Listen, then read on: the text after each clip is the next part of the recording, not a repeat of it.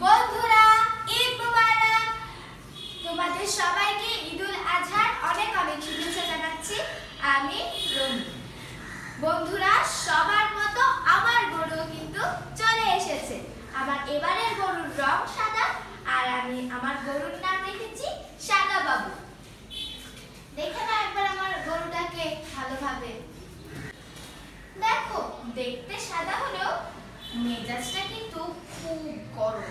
দেখো না, আমি ধারে কাছেই যাচ্ছি না, আদরও করতে দেয় না। অবশ্য আদর করলে কিছু করবে বলে মনে হয় না, কিন্তু আমার ভয় লাগে।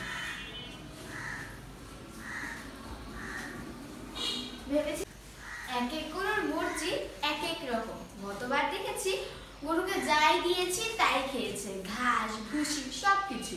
কিন্তু এবার দেখো ঘাস পড়ে আছে, ঘাস তো খেতেই চাইছে না, শুধু ভুসি খাচ্ছে।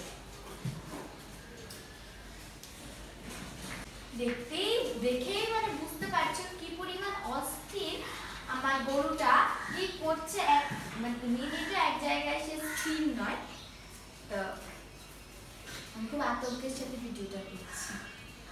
দেখো, ঈদ উপলক্ষে মেহেন্দিও করা হয়ে গেছে আমার। আমার কাছে আসতেছিল। যাই হোক, এই হলো আমার কোরবানির গরু। আজকের জন্য এখানেই শেষ করছি।